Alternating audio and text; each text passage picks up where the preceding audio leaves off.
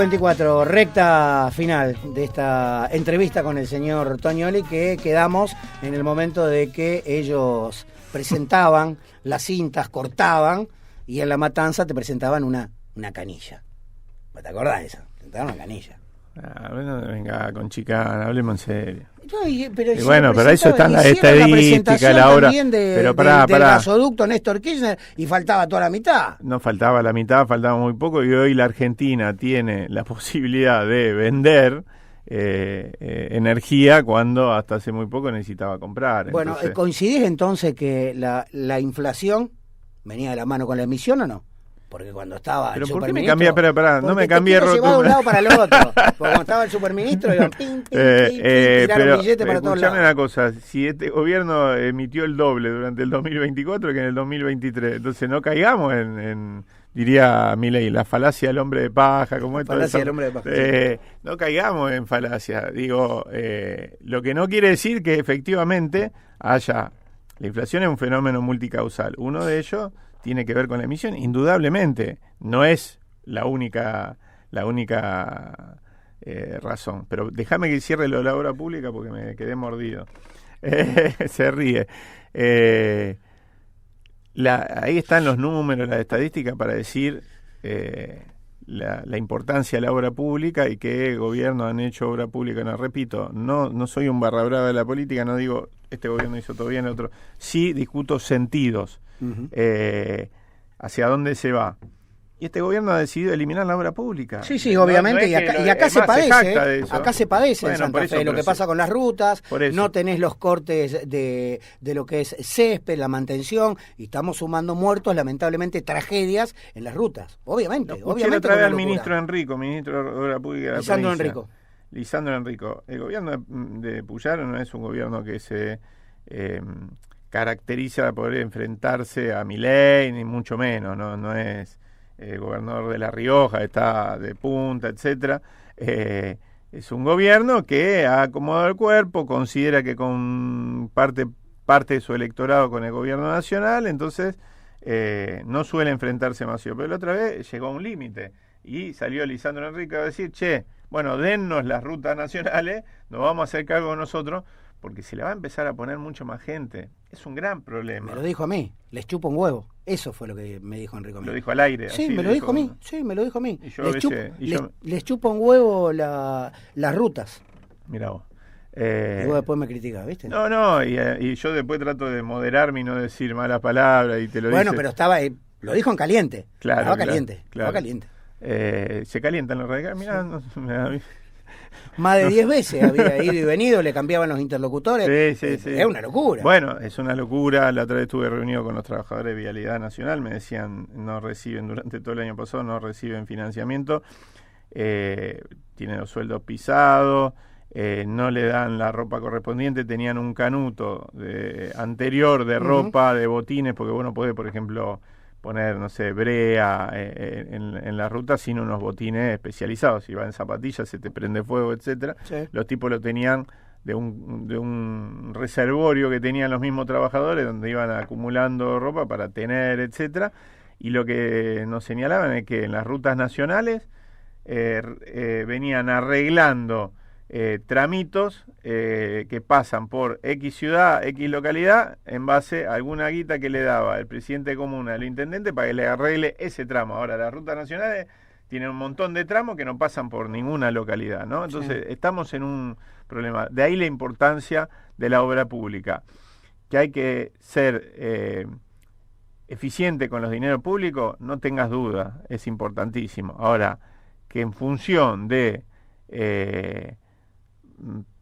alguna manera alcanzar el superávit fiscal y todas esas cosas que se dicen, pero en la Argentina nos seguimos endeudando y mucho más que antes, seguimos dándole a la maquinita, etcétera, y además tenemos que pisar la obra pública. Bueno, vamos a empezar a tener problemas. Ustedes compraron una imprenta directamente para la maquinita. Sigamos porque no vine para discutir sigamos. Pero bueno, digo, la importancia de la obra pública, no hay país desarrollado en el mundo que no funcione con obra pública. ¿Y a la provincia cómo la ves hoy por hoy? Con Puyaro a la cabeza. Mira, yo creo que la gestión de Puyaro ha tenido, como toda gestión, sus luces y sus sombras. Me parece que lo que mejor viene haciendo es, en el plano de la política, ha logrado cohesionar un frente amplísimo, muy diverso.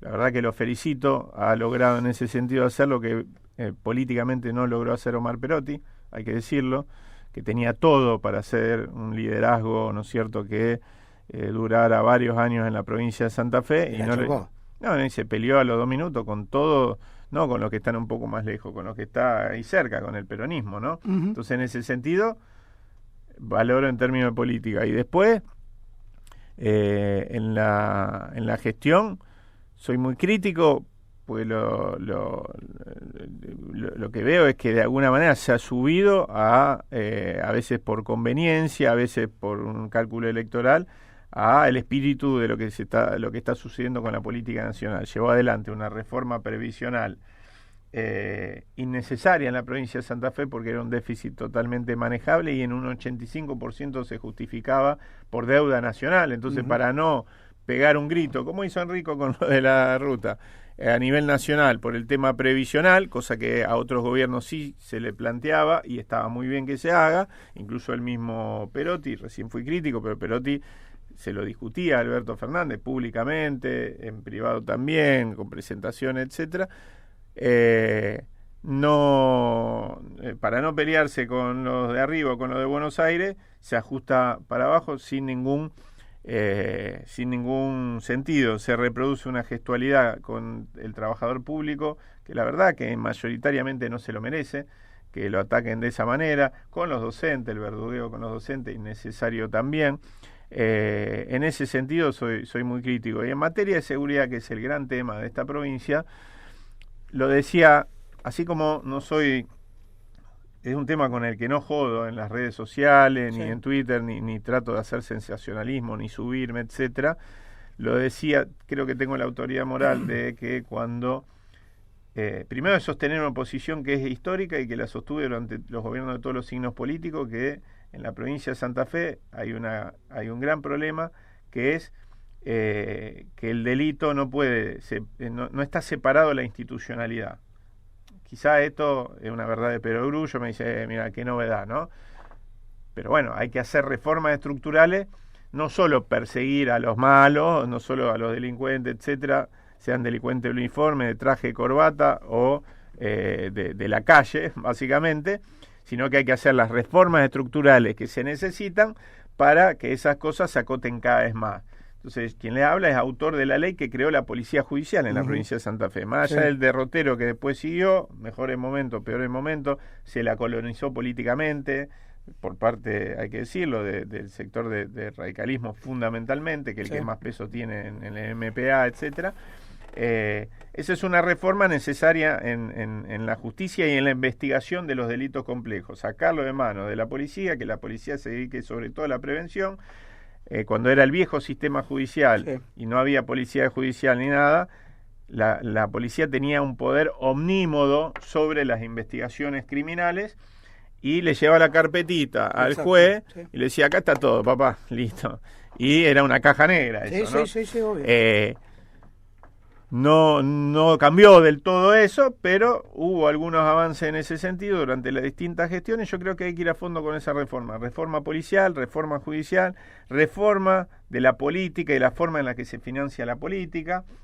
Creo que es malo el sentido que le quiere imprimir el gobierno nacional a la reforma electoral que está planteando, más allá de lo de las PASO, etcétera. Están con esta idea de subir el tope del aporte privado y eliminar, por ejemplo, la publicidad gratuita en los medios de comunicación. En los medios de comunicación, sí. Yo creo que es antipático esto de decir, pero ponemos la de todo, la de pública, en los medios para que hagan propaganda, etcétera, pero es mucho más transparente y saludable eso, y no que haya cada vez más guita de privados en la política, que no me voy a hacer el sonso, que sé que existe, etcétera, pero que creo que prostituye la política en última instancia, porque vos sabés que si viene un gran empresario y pone una torta de guita de ellos, un favor tenés que devolver. Sí, seguro. Entonces, me parece que esta ciudad tiene una larga historia, a veces más escandalosa, a veces menos, a veces más tapada, de el Consejo Municipal y los desarrolladores inmobiliarios, etcétera. Cuanto más se pueda transparentar el financiamiento de la política, menos problemas va a tener. A veces esos financiamientos es por derecha, con empresarios en blanco, reconocidos, etcétera, a veces por izquierda, y a veces lo blanco y lo negro aparece un poco mezclado, ¿no? Empresario exitoso, a veces, bueno, todos sabemos de qué estoy hablando. Vas a hacer una amalgama gris. Un gris. Entonces, siempre es mejor en ese sentido que lo público pueda sostener, por ejemplo, las publicidades. Antes de que exista esas publicidades gratuitas en radio y en televisión, la competencia era quién ponía más torta de plata en los medios para tener más segundos de propaganda, y era taca, taca, taca, taca, taca, taca, taca. Y hoy, con el reino del narco instalado, etcétera, vamos, es peligrosísimo eso, ¿no? Entonces, digo, reformas en todos esos sentidos. Vuelvo a lo de Puyaro. Cuando arrancó y hubo las zozobras que hubo con la cantidad de asesinatos que eran mensajes políticos, sí, con las bandas, la discusión sobre si la foto en el penal, etcétera, dijimos, no hagamos un circo de esto, pero no hicimos canibalismo político de eso. Cuando bajó la cosa, y algunos parecían jactarse de listo, ya está, solucionamos el problema, dijimos, no, ojo, esto es progresivo y además tiene rebote y sí, ya ha pasado, ya ha habido meseta y después gozo. Y acá estamos viendo el rebote. ¿Por qué? Porque sin esas reformas estructurales, porque nadie cree que se terminó las estructuras delictivas complejas, etcétera. No. Paró, por algunas razones. Sí, por X cuestión. Hay algunos que quieren arrojar una sombra de duda sobre la gestión y dicen, no, acordaron, etcétera. Otro que dice, la verdad que yo, si tuviera prueba de eso, voy y tengo que hacer la denuncia. Correcto, entonces no lo puedo decir. Sí. Sí tengo que decir que es estacional y que son fluctuaciones y que a veces se dispara y que a veces quieren mostrar esas bandas que tienen más poder que la política y te pueden desestructurar. Eso es lo que sucedió cuando mataron al playero, etcétera. Por 2 millones de pesos. Nadie tiene que hacer ni exitismo, sí, y nadie tiene que hacer canibalismo, como algunos concejales tuiteros que tenemos acá en la ciudad de Rosario, uno de ellos es amigo tuyo, a los que les gusta... Sí, pero hay un amigo tuyo que también tira desde el consejo. No sé. ¿A sí, tira como loco. Por izquierda tira. Ah, bueno. Pero digo... No, pero con el nivel de canibalismo del muchacho que sí, te pero estoy el otro, diciendo yo... el otro también, sí, ya sabés a quién me refiero. Sí, ya sé, el otro también tira el tiro por elevación, yo pero por izquierda. Yo hablo de un muchacho que ahora es... bien comunista tira. Oficialista, no existe más el comunismo, no empecé, ya está como Milei, no existe más el comunismo. A ver, le voy a los oyentes, para que sepan, seguro lo saben, pero a veces, bueno, no existe más el comunismo, muchacho, no existe más, ni la cultura woke. Vos le preguntás a los argentinos, ¿qué es? Un plato de comida, te dicen. Claro, el woke es una comida china, coreana, japonesa. ¿O no? Basta. Discutamos los problemas de los argentinos, y los problemas argentinos son algunos que se vienen arrastrando desde ese tiempo y otros que este gobierno ha generado y nos ha profundizado. Uno de ellos es la recesión, la brutal recesión, y lo ato a lo que planteaba de la inflación para no correrme de lo que decía.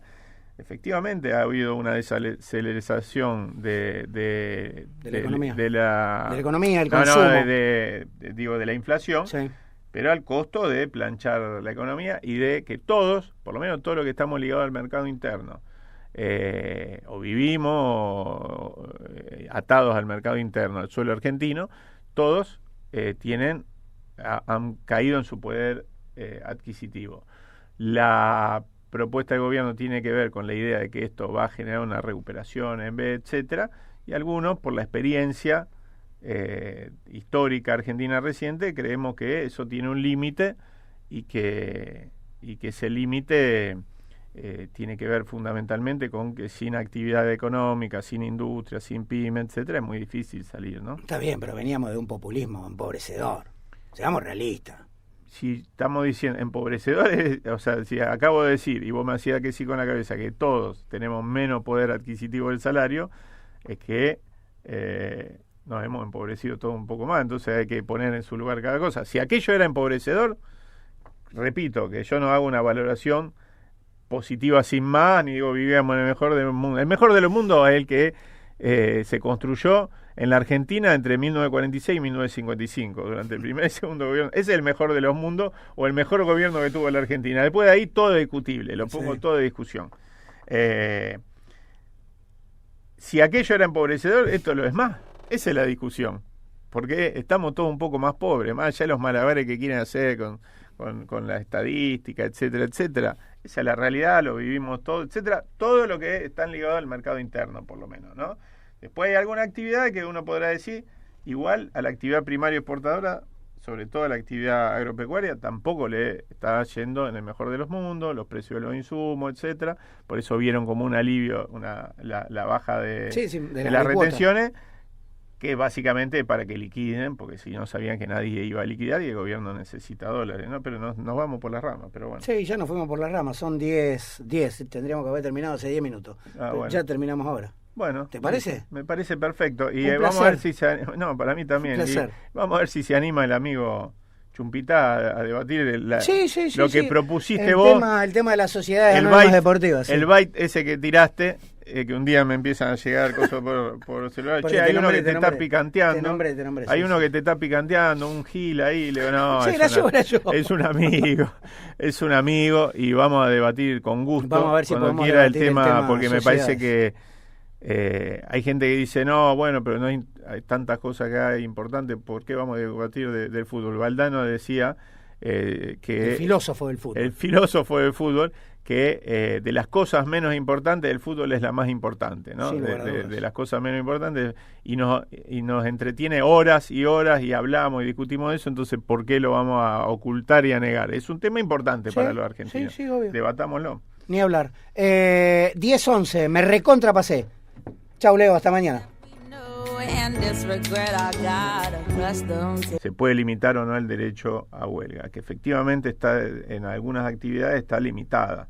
El derecho a huelga, como por ejemplo la sanitaria, vos necesitas cubrir la guardia, efectivamente obvio, seguro, eso sí, porque se considera que no puede haber una interrupción en la prestación de determinado tipo de servicio. No todo el servicio sanitario, sino la guardia. Por ejemplo, la guardia es mínima, como sucede cuando hay alguna medida de fuerza o algo. En la fuerza de seguridad pasa algo parecido. Yo soy autor, cuando fui diputado provincial, de una ley que pretendía remover algo que todavía sigue en la policía, en el servicio penitenciario, que es la prohibición explícita de el derecho de agremiación de penitenciario de policía, cosa con la que yo estoy totalmente en contra. Creo que son trabajadores y deben poder agremiarse.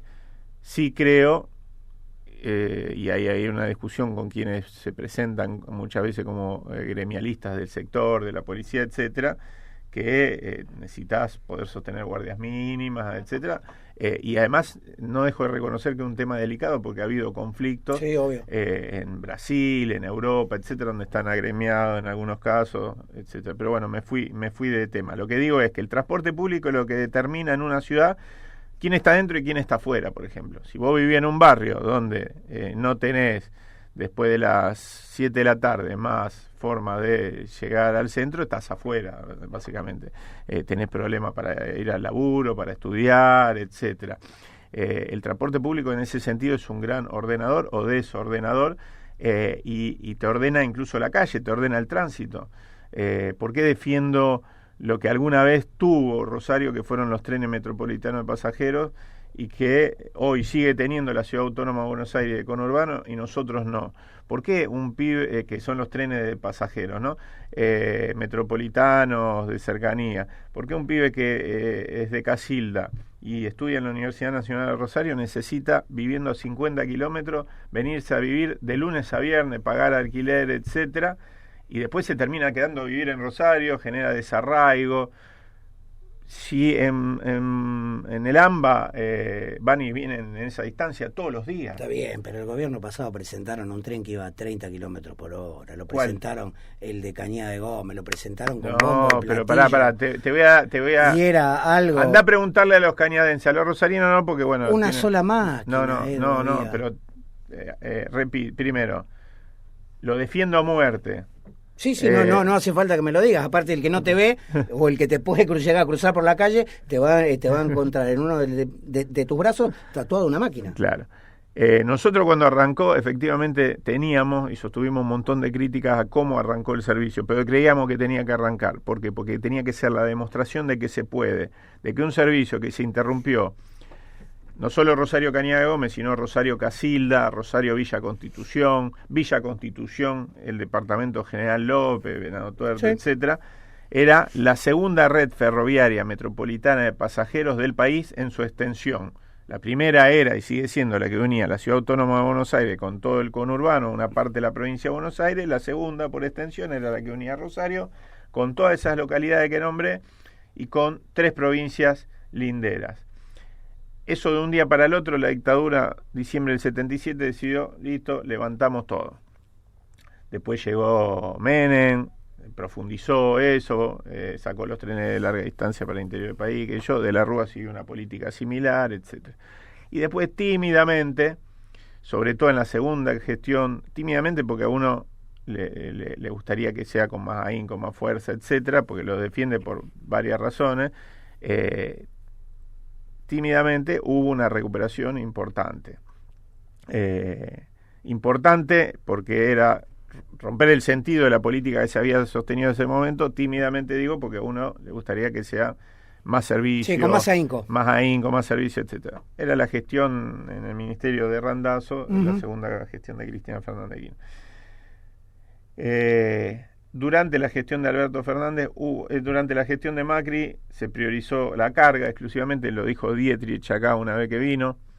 Guillermo Dietrich dijo no, para Rosario solo hay trenes de carga. Orfila decía lo mismo, que era el titular de Tren Argentino, sí, etcétera, para que salga la carga por el puerto, etcétera. No coincidimos. Bueno, durante la gestión de Alberto Fernández hubo un intento de recuperar ese sentido que se le había dado, que empezar a recuperar los trenes de pasajeros. El de Rosario Cañada Gómez teníamos una serie de críticas. Una era que vos no podías subir, era considerado de larga distancia, por lo tanto no podías subir con la SUBE, claro, y rápidamente sacar el servicio, si no tenía que hacer todo un trámite engorroso, sacar un pasaje como si fuera de Rosario Retiro. Correcto. No se podían subir las bicicletas, intentaron solucionar el tema, las frecuencias eran pocas, como decís vos, porque se dispuso de una sola locomotora. Ahora, ese servicio empezó 2.000 usuarios mensuales, al poco tiempo tenía 4.000 usuarios mensuales, en enero, febrero del año pasado tenía 10.000 porque se le suma el turismo de cercanía que va y vuelve en el día. Entonces la gente lo abrazó al servicio. ¿Por qué lo abrazó? Porque aún con todas esas deficiencias es mucho más regular. El tren sale a tal hora, llega a tal hora a la parada, etcétera. Terminaba siendo más rápido que el colectivo. Viajabas mejor, viajabas más cómodo y era 10 veces más barato. Literal, en diciembre del 2023 era 10 veces más barato el servicio. Entonces, en ese marco, nosotros creemos que sería una enorme herramienta para sacar autos de la calle. Si en 1977, desde la estación Rosario Central, con perdón de... No, no quiero que me putee nadie. Desde la estación Rosario Central, en Wilrey y Paraguay, sí, ahí donde dentro de un rato se va a casar un amigo mío en el Distrito Centro, el Chino Rosúa. La única persona que tropieza 18 veces. Sí, luego como lo prendieron otra vez Chino. Se casa. Desde esa estación a Fisherton se llegaba en 15 minutos, Funes en 20, a Roldán en 25. Desafío que cualquiera, salvo que tenga como chumpita un helicóptero, que lo vi ahí en las redes, que no hay forma, imposible. Está bien, pero me estás hablando de año 1977. Y ahora la tecnología es mucho... Fue cuando nací yo, en el 77, había menos caudal de vehículos y todo. Pero precisamente estoy haciendo una correlación directa. En ese sentido, yo coincido que tenés que sacar tanto ingreso de vehículos al centro, porque hay horario que es un desastre. Pero claramente vos podés hacerlo con medidas restrictivas, como alguna vez se hizo en Rosario, decir tal día la patente, tal día las patentes impares, eso sucedió. Sí. Se terminó de alguna manera dando de baja porque en momentos de crisis económica decían, bueno, no, deja que entren todos. Deja que entren todos, no había tanto circulación, está directamente ligado la circulación con la actividad económica. Lo podés hacer por esa vía o lo podés hacer incentivando el transporte público de pasajeros masivos. Está demostrado, según los especialistas, que una persona en un auto, viajando solo, con tremenda nave, etcétera, ocupa 9 veces más espacio público que una persona viajando en un colectivo. En un colectivo. ¿No? Entonces, después por eso pasa lo que pasa. Ahora no, porque estamos en enero, ¿no? Pero ya febrero, marzo, cuando empiecen las clases, gran caos, ¿no es cierto?, de tránsito. Entonces, hace mejor a la vida el transporte público masivo. Por eso la defensa. Como el transporte colectivo en Rosario ha sido bastante pésimo durante mucho tiempo, y ni hablar en otras ciudades, porque yo a veces me espanto de Rosario y Santa Fe Capital, el Far West, el transporte masivo. El transporte masivo mejora la vida de la ciudad. Por eso creo que hay que y retomo, y con esto cierro lo de transporte, con la chicana que me hacía de los impuestos, etcétera. En todo el mundo funciona así, se sostiene el transporte público de esa manera. Si vos lo cargas solamente sobre el usuario, no se sostiene, porque los costos de operación del transporte público es carísimo. Si vos tomás la lógica de decir, bueno, lo vamos a sostener dividiendo el costo de operación más la ganancia empresaria por la cantidad de usuarios, tenés es lo que es famoso costo del boleto, cuando dice el boleto sale tanto. No, eso no es así. El boleto sale lo que defina el Estado municipal, la política, etcétera, y decide, esa política decide cuánto pone el usuario, cuánto pone el Estado municipal, de dónde lo saca, y así. Y bueno, hay que hacer un equilibrio. Yo también tengo claro que tampoco podés sostenerlo exclusivamente a través de impuestos, porque además el Estado tiene que usar esos impuestos, esos recursos para un montón de otras cosas. Ahora, sí creo que el transporte es una de las funciones más importantes que tiene un Estado municipal, el transporte urbano de pasajeros. Y en general en Rosario el Estado municipal no le da tanta bolilla porque pareciera que no garpa tanto. A veces garpa más arreglar, no sé, la calle Maipú, que es la calle más arreglada de la historia de la humanidad, debe ser, etcétera, o algo que vos podés cortar una cinta y que se vea, ¿no? Pero es importantísimo. Eso lo aprendí de alguien que para mí fue un gran intendente, el Tigre Caballero. Yo sabía que me iba a decir el Tigre Caballero. Pero claro que sí, fue un intendente que hizo obra pública en los barrios y en el centro. Te lo reconoce mucho la gente. Sí. He caminado muchos barrios con él, y un tipo que sabía exactamente, palmo a palmo de la ciudad, donde había un emisario que pasaba por abajo, cosa que en general no son obras que garpen tanto, y él las hizo, y cómo tenía que ser el sistema de transporte, de qué manera, cómo sostenerlo, etcétera. Tipo con una cabeza muy muy clara en ese sentido, ¿no? Bueno, vos hablabas el tema de cortes de cinta y todo, nos vamos a ir a la tanda, pero ustedes también cortaban una cinta y presentaban una canilla. Llévalo, dale.